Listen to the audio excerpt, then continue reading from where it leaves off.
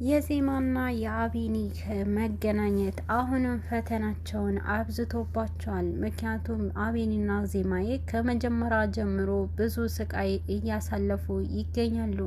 የዜማና የአቢኒ መገናኘት የማይወዱ ሰዎች አሁንም ነገሩ ሁሉ በሁለታቸው መሀል ከባድ የሆነ ርቀት እንዲፈጠር ያደርጋሉ።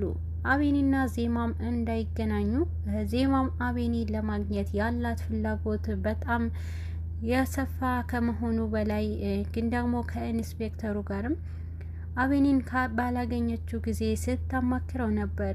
እሱንም ኢንስፔክተሩም እንዳታገኘውና ከአቢኒ ከተገናኘች የእሷ ሕይወት አደጋ ላይ የእሱም አደጋ ላይ ይወድቃል ነበር ያሏት። እሱ ግን አሁንም ነገሩ ሁሉ ይበልጥ ዜማና አቢኒ ከተገናኙ እኔም ይህንን ነገር በፍጥነት ማከናወን አለብኝና ወደፊቱ ወደ መጀመሪያው ስራዬ ወይንም ወደ መጀመሪያው ሁኔታዬ መመለስ አልፈልግም በማለት አሁን ላይ ዜማና አቢኒንም ወጥመድ ያዘጋጅላቸዋል።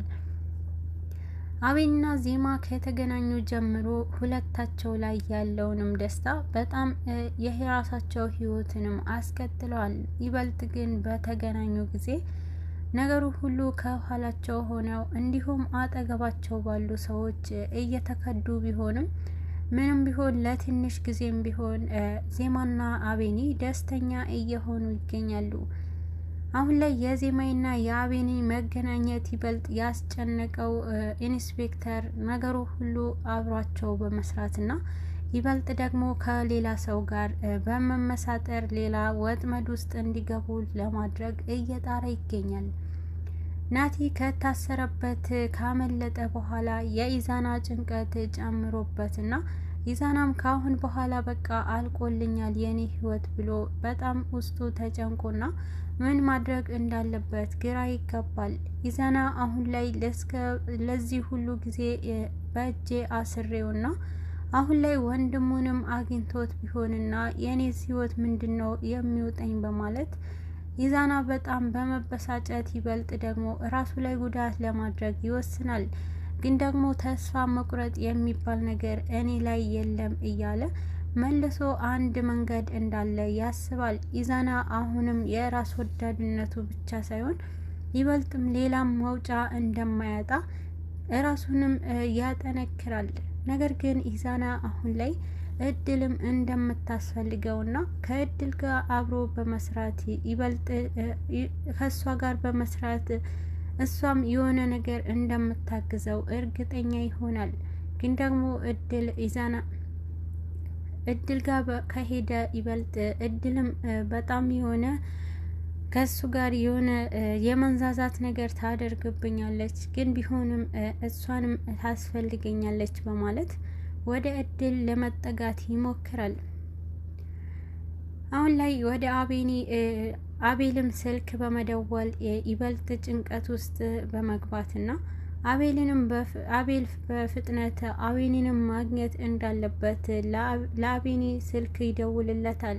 ነገሩ ሁሉ እድል ባላወቀችበትና ባላሰበችው ጊዜ ከኢንስፔክተሩ ከተገናኘች በኋላ ይበልጥ ግን ኢንስፔክተሩ ከእሱ ጋር እንድትሰራ ያደረገበትን መንገድ እድል አሁን ላይ ወዳውና ወደ የምፈልገው ያደርሰኛል ብላ ነገሩ ሁሉ ከኢንስፔክተሩ ጋር ትስማማለች። በዚህን ሰዓት ግን አቤል ወደ አቢኒ ከደወለ በኋላ ይበልጥ ግን ዜማ ፈርታ አሁንም ወጥመድ የሱ እንዳይሆን በማለት አቢኒንም ከጎኗ እንዳይርቁባት ጭንቀቷ ይጨምራል። ይበልጥ አቢኒ ግን እንዳትጨነቅና ምንም ነገር አይፈጠርም ብሎ ዜማን ለማረጋጋት ይሞክራል። ግን ደግሞ እድል አሁን ላይ ከኢንስፔክተሩ ስምምነት አድርጋ አቤል ግን አሁንም አቢኒንም እንደሚያገኘው ወደ እድል ስልክ ደውሎ ይነግራታል። እድል ግን በዚህን ሰዓት አቢኒ ስልክ በደወለላት ጊዜ ይበልጥ እሷ ለምን እንደደወለለት ለምን ደወልክለትና አሁን ላይ መረጋጋት አለብህ በማለት ነው የሆነ የራሷ ፍላጎቷ ወደ ኋላ ለማስቀረት የሞከረችው። ግን ደግሞ አቤልም መረጋጋት እንደማይችልና ስለ እህቱ ውስጡ ጭንቀት ውስጥ እንዳስገባው ይነግራታል። እድልም እህትህ ሞታለች ካሁን በኋላ ግን ደግሞ ለመበቀል ተረጋግተህ አስብ ትለዋለች። እሷ ግን ይህንን ባለችው ጊዜ አቤል ግን እህቱ እንዳልሞተችና ውስጡ እንደነገረው ለእድልም ያስረዳታል። እድል ግን በዚህን ሰዓት በራሷ ሁሉም ነገር ስላደረገችው ነገሩ ሁሉ ማን በነገረህ በማለት አቤልንም ታፌዝበታለች። አሁን ላይ አቤል ነገሩ ሁሉ በራሱ መንገድ ለማድረግ ይሞክራል። ናቲና ኢንስፔክተሩ በሁለቱም መንገድ ላይ ይጋጫሉ። ግን ደግሞ ኢንስፔክተሩንም ባገኘው ሰዓት አቤልን ናቲና ኢንስፔክተሩ መሀል ግጭት ይገባሉ። ግን በዚህን ሰዓት ናቲም ወንድሙ በመፈለግ ላይ ነበረ። ናቲ የወንድሙ የመፈለግ አሁንም መንገዱን ጀምሯል። ምክንያቱም አሁን ላይ ኢዛና ላደረገበትንም ነገር ሁሉንም እኔ እበቀላለሁ፣ ግን መጀመሪያ ወንድሜን የእናቴ ልጅ ማግኘት አለብኝ ብሎ ይወስናል። ናቲም ከኢንስፔክተሩ ጋር ከተጋጨ በኋላ ይበልጥ ግን ስልኩም እንዲያውሰው ይነግረዋል። ወደ ወንድሙ ስልክ ለመደወል ነው ከኢንስፔክተሩን ቃል ጋር ስልክ የተለዋወጠው። ነገር ግን አሁን ላይ ወደ ልዑልም በመደወል ኢዛና ነገሩም የልዑል ስልክ ስዊች ኦፍ እንዲያደርገውና ስልኩ እንዳያበራው ኢዛናም ነግሮት ነበረ። ይበልጥ ግን አሁን ላይ ኢዛና ስልኩንም የልዑል እንዲጠፋ የፈለገበትንም መንገድ አሁን ላይ ስልኩ ላይ ደውሎ ወንድሙንም ያገኘዋል በማለት ነው። የናቲና የልዑል መገናኛ አንድ ላይ እንዳይሆን ኢዛናም ሌላ ነገር ያደርግባቸዋል።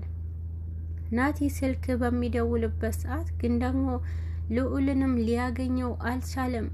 ልዑልም ስልኩንም ለምን እንደሚያጠፋው ለኢዛና ቢነግረውም ግን ደግሞ ኢዛና ወንድምህን ስቃዩን ይብስበታል፣ ስልክህን አጥፋ ነበረ ያለው።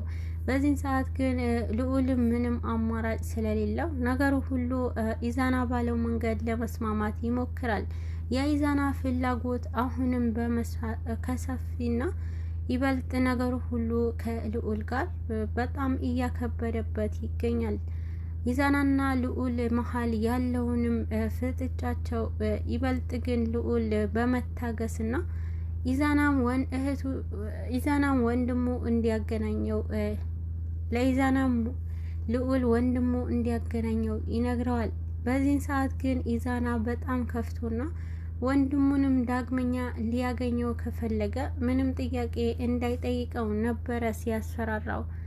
አሁን ላይ ልዑል ለወንድሜ ስል ምንም አድርጋለሁ በማለትና የሰውም ነፍስ እስከ ማጥፋት ድረስ አሁን ላይ ልዑል ከፍ ብሎ ይሄዳል።